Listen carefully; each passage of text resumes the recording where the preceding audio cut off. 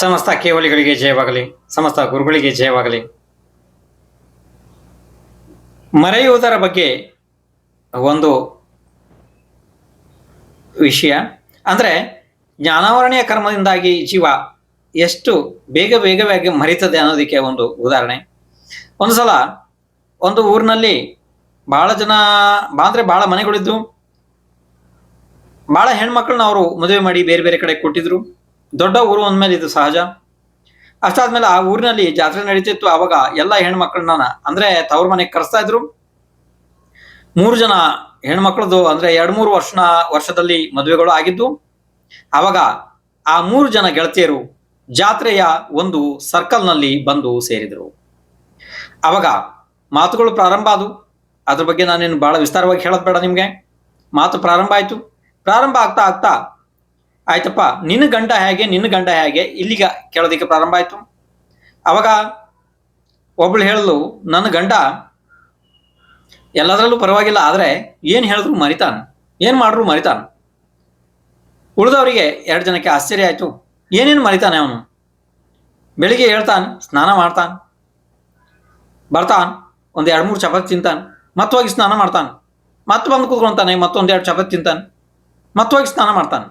ಹೇಳ್ತಾನೆ, ನಾನೇ ಆಗ ಸ್ನಾನ ಮಾಡಿದ್ದೀನಿ, ನಾನೇ ಆಗ ತಿಂಡಿ ತಿಂತಾನೆ, ಬೆಳಿಗ್ಗೆ ಸಂಜೆ ತನಕ ಬರೀ ನನಗೆ ಇದೇ ಕೆಲಸ ಆಗಿ ಹೋಗುತ್ತೆ ಅಂತ ಒಬ್ಳು ಹೇಳಲು. ಇನ್ನೊಬ್ಳು ಹೇಳಲು, ನಿನ್ನ ಗಂಡ ಎಷ್ಟೋ ಪರವಾಗಿಲ್ಲ, ನನ್ನ ಗಂಡ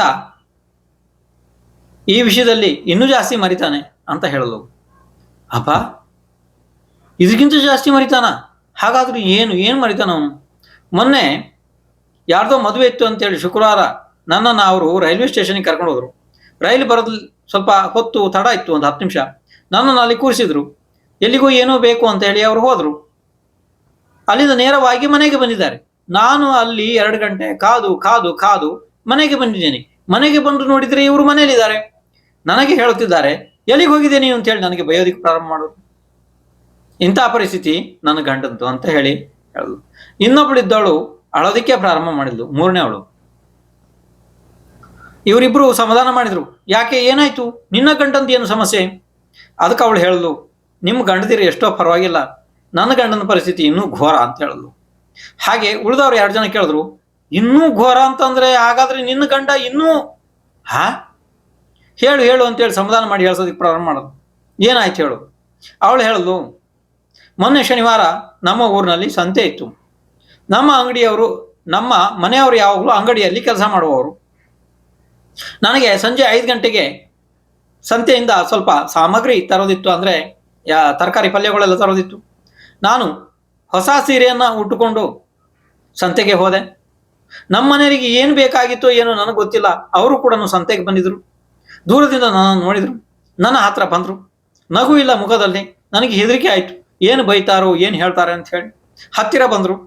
ನಾನು ಮಾತಾಡಿಲ್ಲ, ಅವರು ಮಾತಾಡಿಲ್ಲ. ನನ್ನನ್ನೇ ದುರು ನೋಡಿದ್ರು. ನೋಡಿದ್ಮೇಲೆ ಅಂದ್ರು ನನಗೆ, ಅಕ್ಕ, ನಿನ್ನನ್ನು ಮೊದಲು ನಾನು ಎಲ್ಲೋ ನೋಡಿದ್ನಲ್ಲ. ಇದು ಜ್ಞಾನಾವರಣೆಯ ಕರ್ಮ ಸಂಬಂಧಿ ಇಷ್ಟು ಅಜ್ಞಾನ, ಇಷ್ಟು ಮರೆವು ನೋಡಿ. ಇಂಥ ಮರೆವು ಇದ್ದಂಥ, ಇಂಥ ಮರೆಯಂಥ ವ್ಯಕ್ತಿಗಳನ್ನ ತಗೊಂಡು ಎಂತಾನೇ ಮಾಡೋದಕ್ಕಾಗುತ್ತೆ? ಇದು ನಾವು ಸಂಪಾದನೆ ಮಾಡಿರೋಂಥ ಜ್ಞಾನಾವರಣೆಯ ಕರ್ಮ ಸಂಬಂಧಿ ಇಷ್ಟು ದೊಡ್ಡ ಪಾಪ.